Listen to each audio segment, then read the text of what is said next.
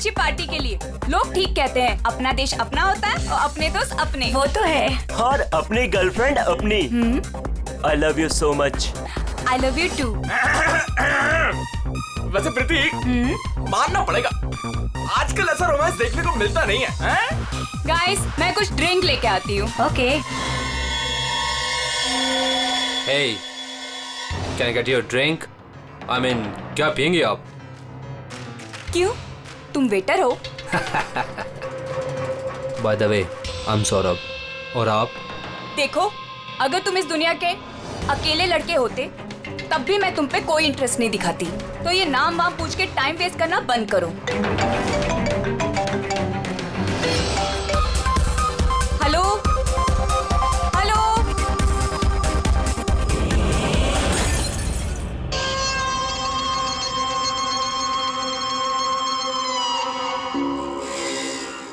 Hello hello, Tanisha, जोर से बोल, कुछ सुनाई नहीं दे रहा है। यहाँ नेटवर्क भी नहीं है। हेलो हेलो,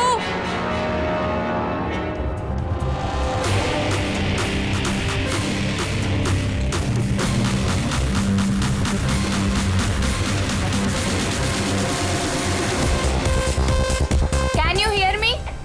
तनीषा,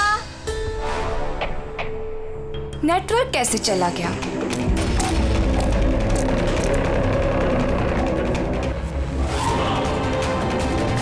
फोन क्यों नहीं लग रहा है?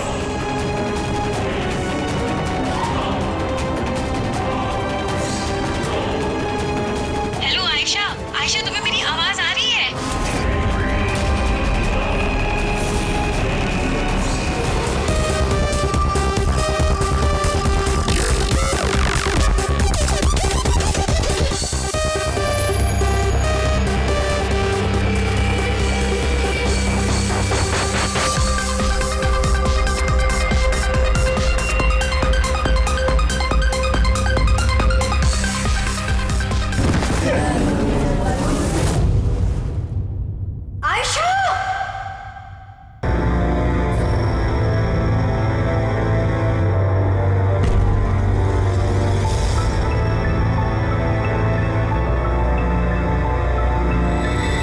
कैसे हुआ ये सब? हाँ? पता नहीं सर ये सब कैसे हुआ। एक कॉल अटेंड करने के लिए बाहर गई और जब वापस आई तो ये सब। तुम्हारे अलावा और कौन कौन दोस्त है आयशा के यहाँ पे? सर ये प्रीति और ये विशाल है सर, आयशा का बॉयफ्रेंड। देख के लगता है कि आयशा का किसी के साथ हाथापाई तो नहीं हुई है। ये फोन रिसीव करने के लिए बाहर गई और वहाँ पहले से खूनी इसका इंतजार कर रहा होगा। मतलब सर ये खूनी ने सब प्लानिंग करके किया?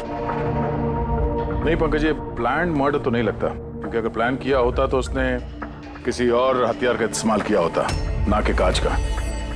मतलब अचानक यहाँ पे कोई गुस्सा हो गया होगा आयशा पे और मार दिया होगा। लगता तो कुछ ऐसा ही है फ्रेडी। आयशा का यहाँ पे किसी के साथ कोई झगड़ा वगैरह हुआ था? कोई कहा सुनी? हाँ? ऐसे चुप रहने से काम नहीं चलेगा। ये सीसीटीवी कैमरा है, फुटेज देखेंगे तो पता चल ही जाएगा। सॉरी सर, सीसीटीवी कैमरे काम नहीं कर रहे हैं। व्हाट? सीसीटीवी काम नहीं कर रहा? इतनी लापरवाही? सर वो कल आखिरी गाने के दौरान धुएं की वजह से शायद टेक्निकल एरर आ गया है। मैं जल्दी ठीक करवा लूंगा। ठीक कराओगे जब तुम्हारा ये क्लब वापस खुलेगा। जब तक ये केस सॉल्व नहीं होता तुम्हारा क्लब बंद। सर मुझे लगता है ये खून सौरभ ने किया है। आमिर बाप की बिगड़ी औलाद है। Hey, can I get you a drink? I mean, क्या पियेंगे आप? क्यों? तुम वेटर हो? By the way, I'm Saurabh. और आप? देखो, अगर तुम इस दुनिया के अकेले लड़के होते तब भी मैं तुम पे कोई इंटरेस्ट नहीं दिखाती। तो ये नाम वाम पूछ के टाइम वेस्ट करना बंद करो।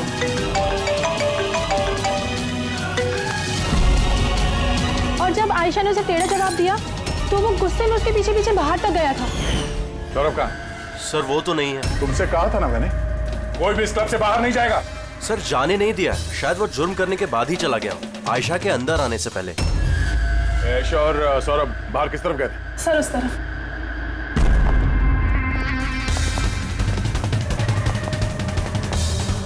सर तो यहां से आयशा अंदर गई थी। आगे देखते हैं। सर, ये यहाँ भी खून के धब्बे हैं सर। पंकज, नो नो, इतना सारा खून और ये कांच के टुकड़े। लगता है आयशा पे हमला यही हुआ है। सर, नो, इसकी हालत बहुत खराब है। एम्बुलेंस को फोन करो जल्दी। इस क्लब में इतने सारे लोगों के बीच एक लड़की का खून हो जाता है। बाउंसर्स का अता पता नहीं, सीसीटीवी कैमरा है पर काम नहीं कर रहा। और तो और यहाँ पे किसी ने कुछ होते हुए देखा नहीं है ना। कमाल की बात। आयशा मुझे छोड़कर नहीं जा सकती, हमें आना ही नहीं चाहिए था। विशाल प्लीज अपने आप को दोष मत दो, प्लीज संभालो अपने आप को। आपकी सहेली का यहाँ खून हुआ है और आपका ये रवैया है। अब तक यहाँ जो कुछ भी हुआ है उससे ये लगता है कि खूनी यहाँ पर आयशा को मारने के इरादे से तो नहीं आया था, तैयारी के साथ नहीं आया था। यहाँ इस क्लब में कुछ ऐसा हुआ जिसकी वजह से वो गुस्सा हो गया और उसने आयशा का खून कर दिया और साथ में सौरभ पे भी हमला किया। मुझे लगता है कि वो खूनी आप सब में से कोई एक है। बड़ी पंकज, यहाँ जितने हैं सबके डिटेल्स ले लो। माफ कीजिएगा रायमा जी, मैंने अपनी तरफ से बहुत कोशिश की, लेकिन अब मैं आपकी और ज्यादा मदद नहीं कर पाऊंगा। इट्स ओके डॉक्टर, आपसे जो कुछ भी बन पड़ता था आपने सब कुछ किया। अब हम इससे ज्यादा और क्या कर सकते हैं?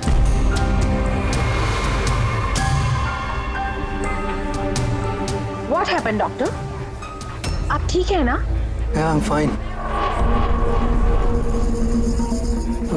अनईजी सा फील हो रहा है। Excuse me. कहाँ जा रहे हैं आप? मैं जरा वॉशरूम होकर आता हूँ। तनिषा, आयशा की मौत से पहले तुम्हारी उसके साथ फोन पर बात हुई है ना? तो क्या उस फोन कॉल के बारे में हमें कुछ डिटेल में बता सकती हो? सर, डिस्को में म्यूजिक लाउड होने की वजह से ना मैं ज्यादा कुछ सुन नहीं पाई। हाँ, पर उसको ये कहते हुए सुना। क्या हो रहा है, बता क्यों नहीं रहे हो? दर्द हो रहा है क्या? डॉक्टर के पास लेके जाओ। ये क्या कर रहे हो तुम? मतलब आयशा ये सब उस खूनी से कह रही थी? सर, उससे भी ज्यादा हैरानी की बात तो ये है कि आयशा का खूनी उसे कह रहा था वहां से भागने के लिए। बड़ी अजीब बात है। खूनी आयशा को भागने के लिए कहता है और आयशा को खूनी की चिंता है। तनिषा, एक बात बताओ, क्या उस आवाज को पहचान सकोगी जिससे आयशा बात कर रही थी? नहीं सर। सर, लेकिन अगर खूनी को आयशा की इतनी चिंता है तो फिर उसने उसे मारा क्यों? वही तो, खूनी को विक्टिम की चिंता है और विक्टिम को खूनी की चिंता।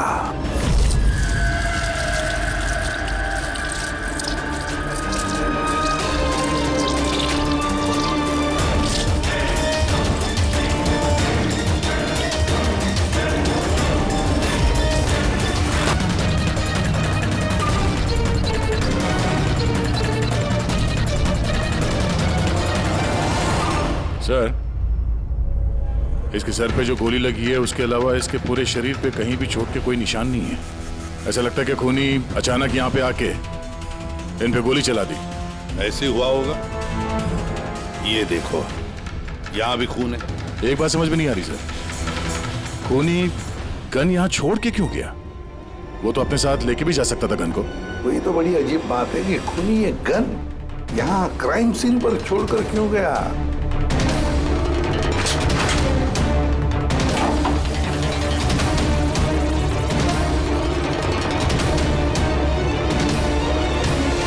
सर, ये देखिए, नीचे यहाँ पे ये टेप चिपका हुआ था। वॉश बेसिन के नीचे टेप? लगता है यहाँ टेप से कुछ चिपकाया था जो अभी यहाँ नहीं है। शायद इस केस से रिलेटेड कुछ हो। जरूर देखते हैं। रायमा जी, डॉक्टर यशवंत आपके डॉक्टर थे? जी हाँ, आप लोग यहीं पे बैठे थे इसी टेबल पर? जी हाँ, वो दरअसल मेरी बीमारी के सिलसिले में मुझे यहाँ पर मिलने के लिए आए थे। बहुत ही अच्छे और नेक दिल इंसान थे। आज जब आप उनसे बात कर रही थी तो आपको लगा कि किसी बात को लेकर वो परेशान थे? परेशान तो नहीं, लेकिन हाँ, अचानक उनकी तबीयत खराब हो गई थी मेरे सामने और वो एक्सक्यूज मी बोल के वॉशरूम के लिए चले गए। मैं तो सोच भी नहीं सकती थी कि ऐसा कुछ हो जाएगा। सर, ये कॉफी शॉप के मैनेजर है, यहाँ के भी सीसीटीवी कैमरे काम नहीं कर रहे।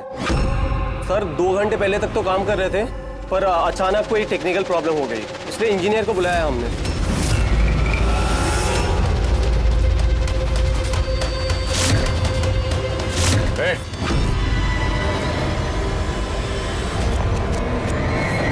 रुको जरा यहाँ ना।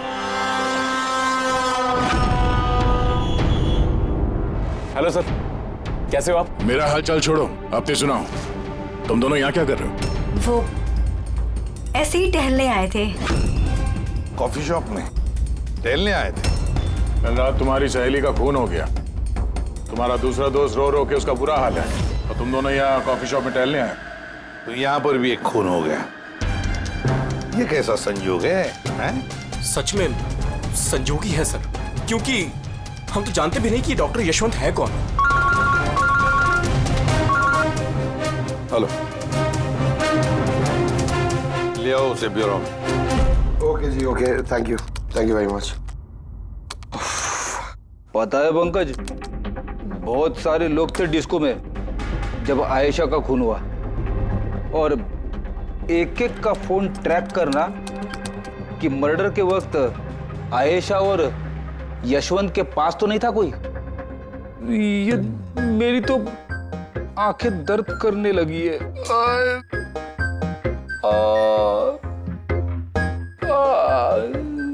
अरे ये साइलेंट को आंख पे लगाना बंद करो फ्रेडी सर। 50 और लोगों के नंबर है जिन्हें ट्रैक करना है, ये काम शुरू करो। ये क्या है? सौरभ, अब कैसी है तबीयत तुम्हारी? शरीर के जख्म तो आज नहीं तो कल ठीक हो जाएंगे सर, लेकिन जो मैंने उस दिन देखा वो शायद जिंदगी भर मेरे दिमाग से कभी भुला नहीं पाऊंगा। ना मैं कल पब जाता और ना ही मुझे आयशा की चीख सुनाई देती। लेकिन आयशा के पीछे पीछे तो तुम गए थे, उसने तुमसे ठीक से बात नहीं की, इसलिए। ये बात सच है सर कि मैं आयशा के पीछे गया, क्योंकि जब मैंने उसे ड्रिंक ऑफर की तो उसने मना कर दिया सर, और इनफैक्ट उसने मेरी इंसल्ट भी की, तो मुझे बहुत बुरा लगा सर, इसलिए मैं उसके पीछे गया।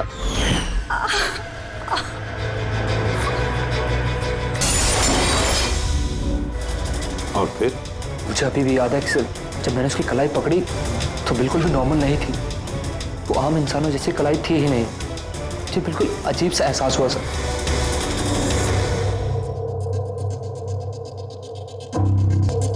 तो आप कह रहे हैं डॉक्टर साहब के इस गन पे कुछ चिपचिपा सा लगा हुआ है? हाँ, और वो चिपचिपी चीज रबर टाइप की है, वो जैसे सेलो टेप में होता है ना, वैसा।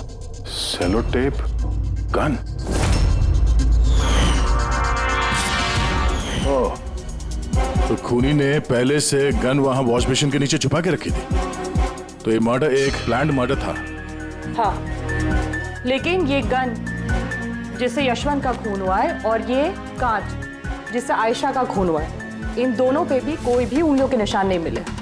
लेकिन भाई, इस कांच के टुकड़े पर एक खास तरीके की कुछ केमिकल लगा हुआ है, जैसे कि वो प्लास्टिक केमिकल। अब ये इस पर क्यों लगा हुआ था, इसका क्या इस्तेमाल है, ये पता लगाना भी बाकी है।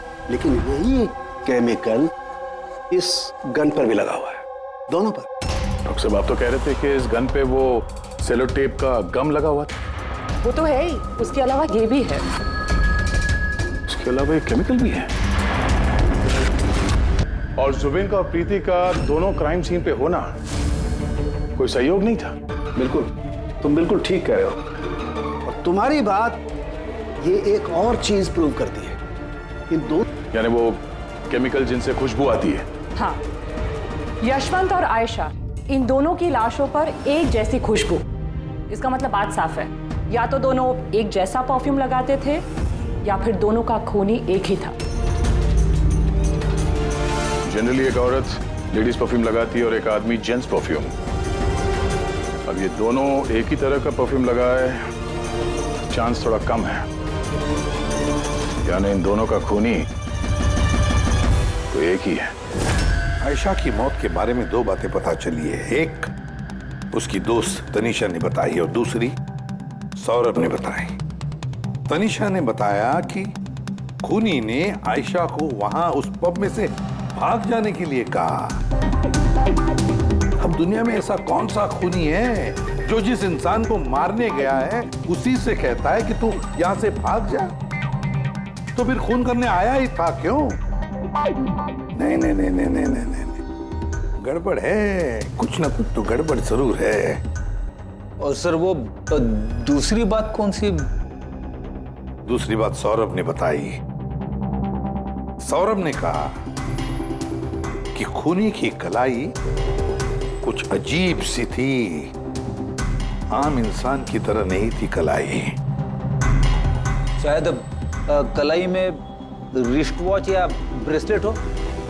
फ्रेडी जरा दिमाग लगा के बोलो, समझे? सर, हाँ सर, दोनों क्राइम सीन में एक नंबर कॉमन है सर। किसका क्राइम? आयशा के बॉयफ्रेंड विशाल का सर। विशाल? विशाल? ये विशाल तो कॉफी शॉप में दिखाई नहीं था, तो फिर ये कॉफी शॉप में पहुंचा कब?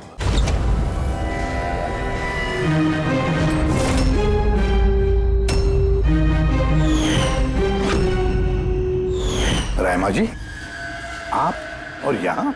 अब सर ये मेरा ही घर है, लेकिन आप लोग यहाँ पर कैसे? डॉक्टर यशवंत के खूनी के बारे में कुछ पता चला? रहमा, ये लोग कौन है?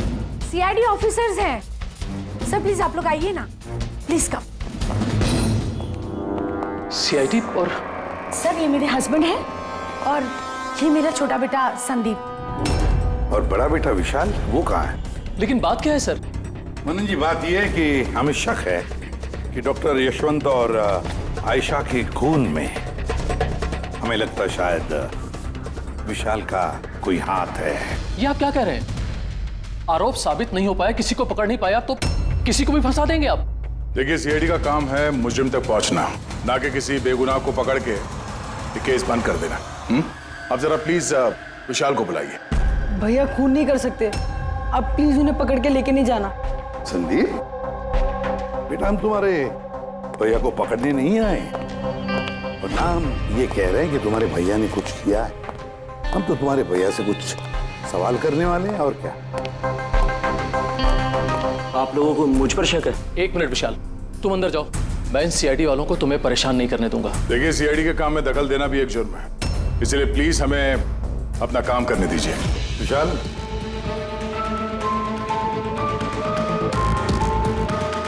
डॉक्टर यशवंत की मौत हुई थी कैफे में और तुम उस वक्त उस कैफे में थे। क्यों, किस लिए गए थे तुम? सर, मैं तो वहां पर जुबैन और प्रीति से मिलने गया था। मुझे नहीं पता था कि यशवंत अंकल वहां पर मम्मी से मिलने आने वाले हैं। आयशा के साथ तुम्हारी अनबन चल रही थी ना? मुझे बहुत बड़ा सदमा लगा है उसकी मौत का। पता नहीं उसके बिना मेरी लाइफ अब कैसे कटेगी। मैं कुछ दिन अकेला रहना चाहता हूँ। ठीक है, जा सकते हो तुम।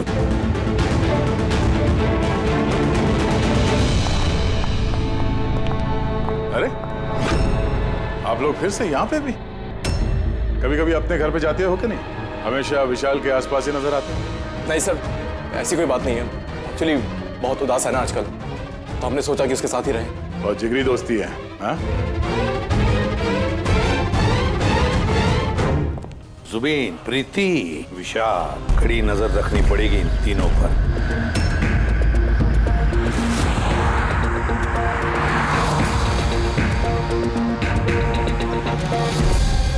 तीनों के घर पे इतने कैमरा फिट किए ना फ्रेडी सर, अगर मक्खी भी मिठाई पे बैठेगी ना तो पता चल जाएगा। वैसे काम वाला, दूध वाला और सब्जी वाला, इनके जरिए खुफिया कैमरा बिठाने का आइडिया बड़ा अच्छा था। अच्छा था ना? मेरा नहीं था, दया सर का था। अच्छा? हाँ, और उन्होंने हम दोनों को यहाँ बैठा दिया ताकि हम यहाँ का सीसीटीवी फुटेज रिकॉर्ड करें।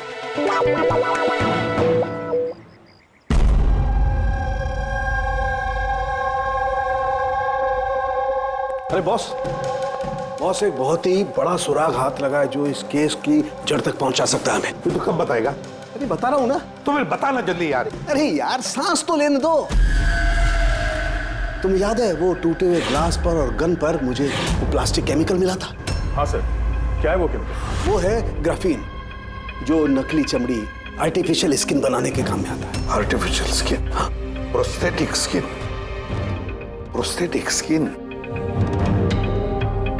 प्रोस्थेटिक? दया, याद है सौरभ ने क्या बताया था कि खूनी के हाथ में उसने कुछ अजीब सा देखा था। प्रोस्थेटिक स्किन, प्रोस्थेटिक आर्म, तो ये खून किसी रोबोट के जरिए तो नहीं हो रहे? ऐसा खूनी का यूं मदद मांगना, क्या ऐसा तो नहीं कि ये खून अनइंटेंशनली हो रहे हैं, बिना चाहे? नहीं दया, बिना चाहे खून कैसे हो सकता है? रही बात इस रोबोटिक आर्म की, ये रोबोटिक आर्म तो किसी के इशारे पर ही चलेगी ना। क्या सालुंखे, ऐसा कोई आदमी है जो इस रोबोटिक्स में प्रोस्थेटिक आर्म बोल, रोबोटिक आर्म बोल, पूरे रोबोट के बारे में अच्छी तरह से जानकारी रखता है? हाँ है ना, डॉक्टर जैस्मीन। मिलते हैं इस डॉक्टर जैस्मीन से।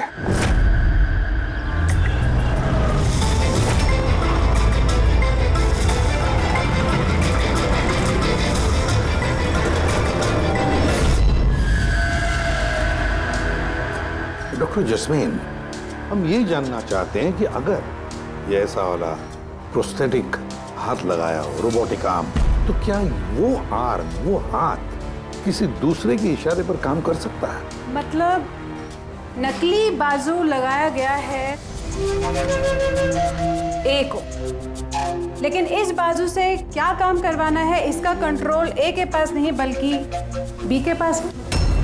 क्योंकि हमें शक है कि इस केस में खूनी खून अपनी मर्जी से नहीं कर रहा है, कोई और उससे करवा रहा है। सर ये सुनने में जितना मुश्किल है दरअसल नामुमकिन नहीं है। जैनिश, जरा दामिनी को अंदर भेजो।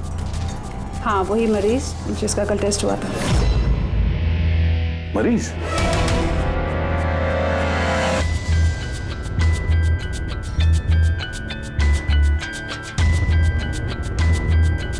सर दामिनी ने अपना दाहिना हाथ फैक्ट्री में काम करते हुए गंवा दिया था।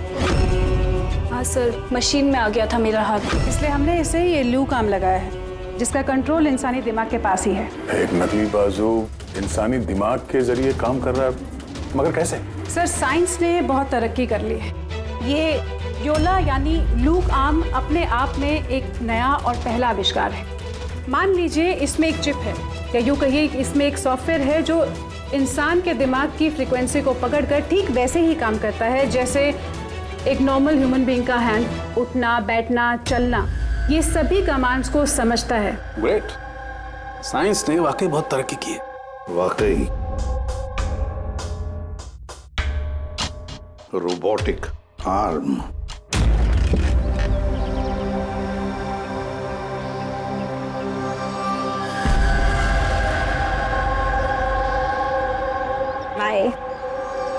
वहाँ हक कर रहा है, इधर हम दोनों गाड़ी में बैठे हुए।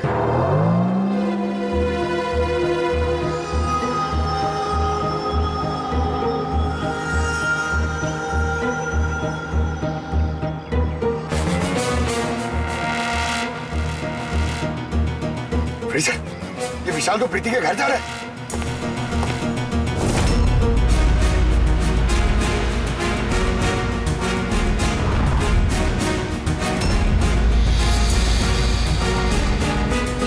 विशाल, तुम टेंशन मत लो, किसी को कुछ भी पता नहीं चलेगा।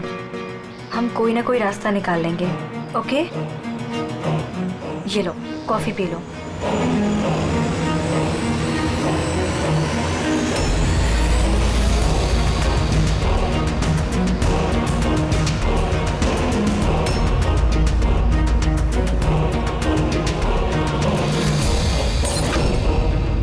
विशाल, Preeti, are you okay? Preeti बाहर।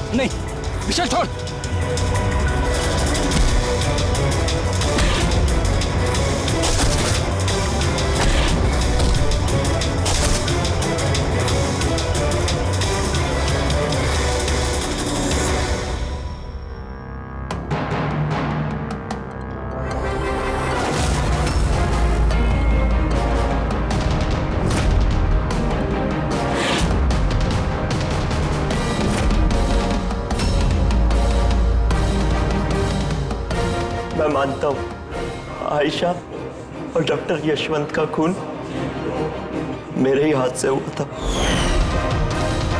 तुम यहाँ क्या कर रहे हो? क्या हुआ? क्या हो रहा है ये? मुझे नहीं पता क्या हो रहा है मेरे हाथ को। कुछ प्रॉब्लम? क्या हो रहा है बता क्यों नहीं रहे हो? डॉक्टर के पास लेके जाओ। ये क्या कर रहे हो? ये क्या कर रहे हो? आयशा भागो यहाँ से, भागो! मैं बोलता हूँ ना भागो! आयशा!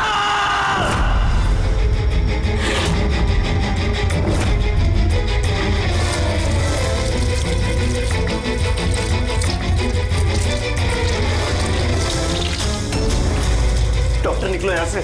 क्या कर रहे हो तुम? मैं क्या करूँ सर, मेरे हाथ पर कोई कंट्रोल नहीं। क्या तुम्हारे हाथ पर कंट्रोल ही नहीं रहता? इसका क्या मतलब है?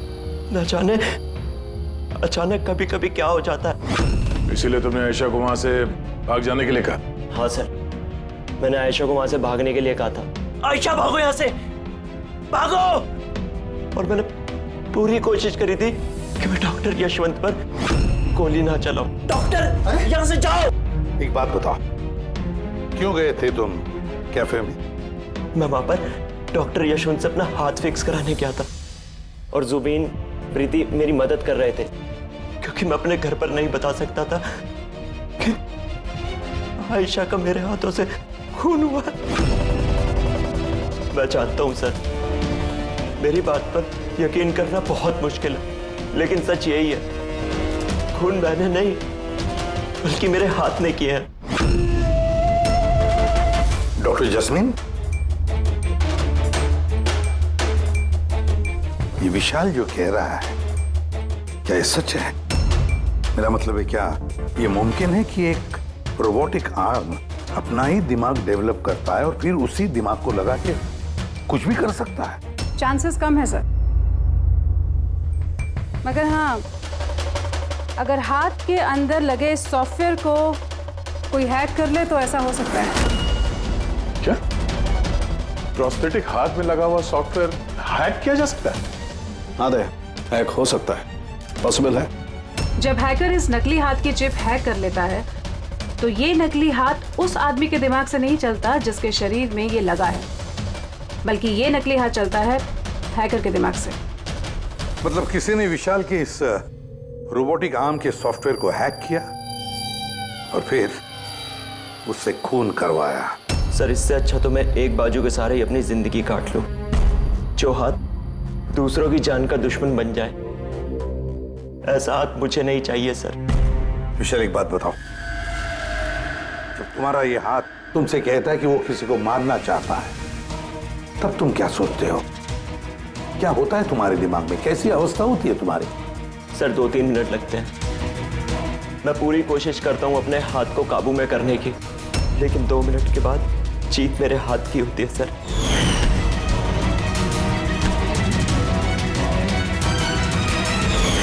चिंता मत करो, अब हम तुम्हारे इस रोबोटिक आर्म के अंदर एक ट्रांसमीटर फिट करेंगे, जिससे हमें पता चलेगा कि वो किसी को मारना चाहता है या फिर किसी और से उसे इशारा मिल रहा है कि जाकर खून करो। ये भी हमें पता चल जाएगा।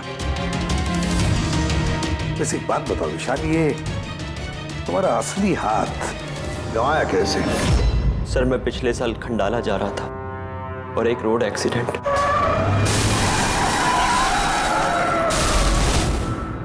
बस। जिंदगी में हमें कई बार इम्तिहान देना पड़ता है।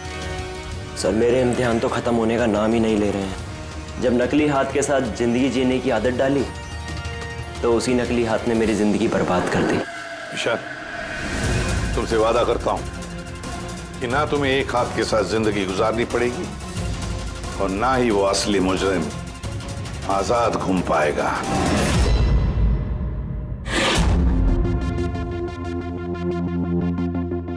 विशाल, मुजरिम ने पहले विशाल से आयशा का खून करवाया।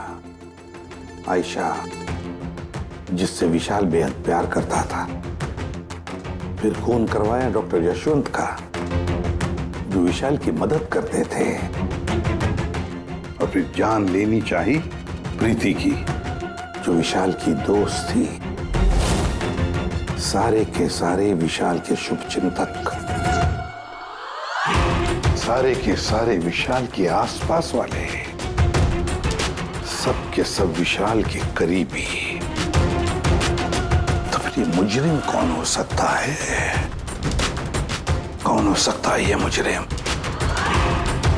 ये भी तो कोई करीबी हो सकता है, विशाल का करीबी।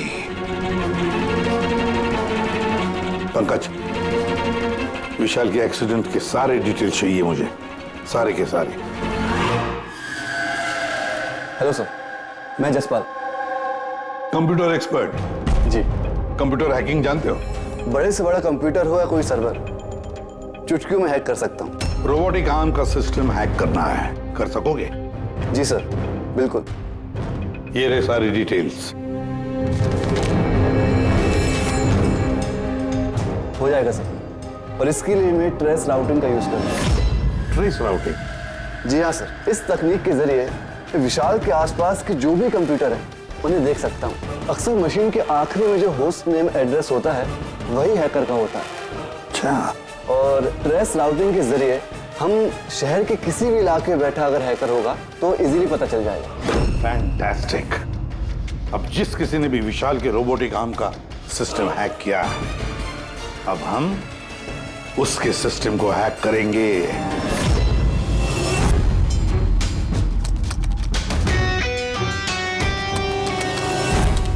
ये देखिए सर, इस वक्त विशाल के आसपास ये सारे कंप्यूटर चालू हैं और इन्हीं में से एक कंप्यूटर है उस हैकर का।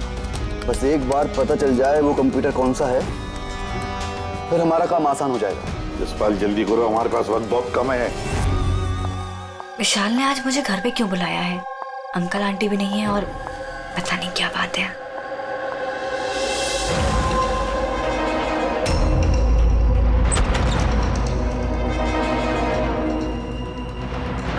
विशाल, विशाल। प्रीति, यार तुम जानते हो तुम्हें मुझसे खतरा है, उसके बाद भी तुम यहाँ पे दोबारा आ गई। विशाल, तुमने तो मुझे फोन करके यहाँ बुलाया। मैंने? हाँ। मैंने कब बुलाया? तुमने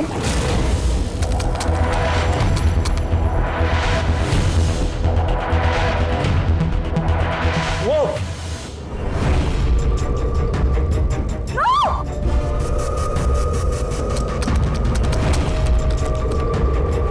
भागो यहाँ से। विशाल, विशाल प्लीज भागो यहाँ से। Vishal please, Vishal, Vishal please.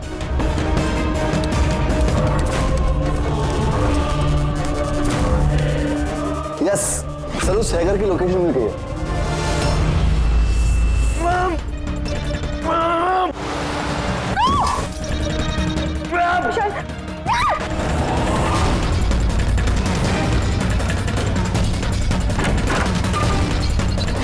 Sir आप यहाँ पे।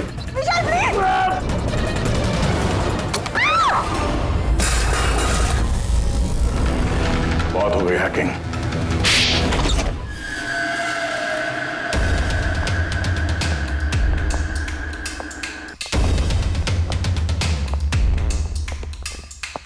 फिर आ गए आप लोग। अब ये मत कहिएगा कि आप विशाल को पकड़ने के लिए आए। जी नहीं, हम विशाल को पकड़ने नहीं आए, खूनी को पकड़ने के लिए, जो इस वक्त यहाँ पर मौजूद है।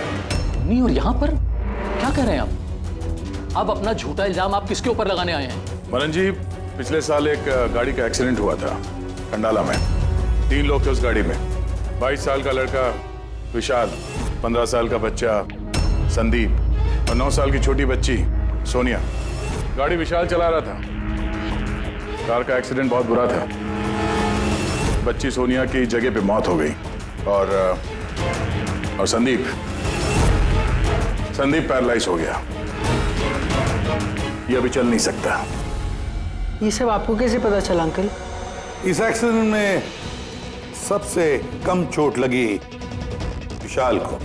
हालांकि जो चोट लगी वो कम नहीं, विशाल को अपना हाथ गंवाना पड़ा। वैसे विशाल आपका सौतेला बेटा है ना?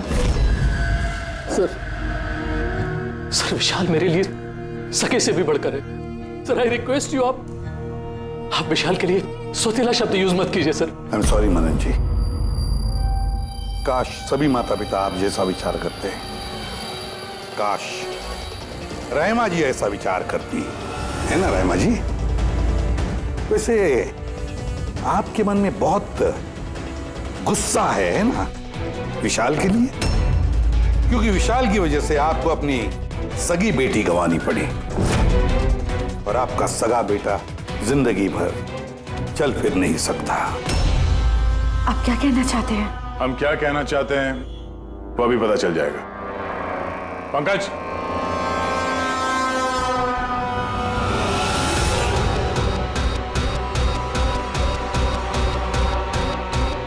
सॉरी आंटी, लेकिन मैंने इन्हें सब कुछ बता दिया कि आप ही के कहने पर मैंने ये सब किया। मैंने ही उन सॉफ्टवेयर्स को हैक किया था और मैंने सभी जगहों की सीसीटीवी कैमरास को भी हैक करके बंद किया।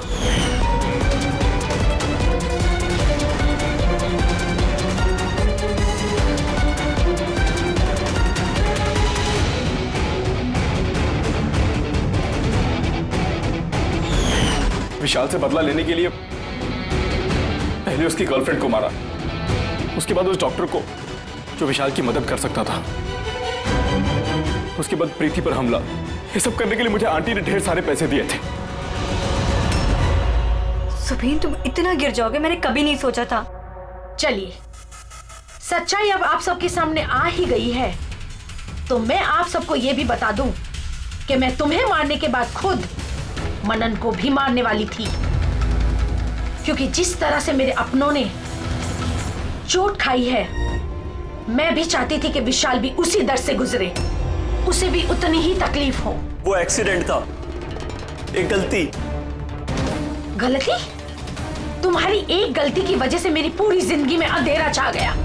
तुमने लापरवाही से गाड़ी चलाई और सजा किसको मिली? मुझे और मेरे बच्चों को। मम्मी, मैंने हमेशा तुम्हें मां नहीं भगवान समझा। अगर ये सब करके तुम्हें सुकून मिल रहा था तो मुझसे एक बार कहा तो होता, मैं अपनी जान दे देता। मुझे तुम्हारी जान नहीं चाहिए थी, मैं तो तुम्हें जीते जी दुख भरी जिंदगी देना चाहती थी। और आप सब मुझे दोष नहीं दे सकते, क्योंकि मैंने जो कुछ भी किया वो मैंने ममता के लिए किया। रहमा जी, मां इतना हल्का शब्द नहीं जो किसी औरत को मुजरिम बना दे।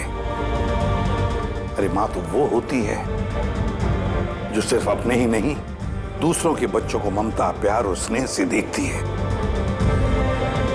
विशाल भले तुम्हारा सगा बेटा नहीं था, लेकिन बेटा तो था ना, वो तुम्हारे परिवार का हिस्सा था। वो कोई मां अपने बेटे से बदला कैसा ले सकती है?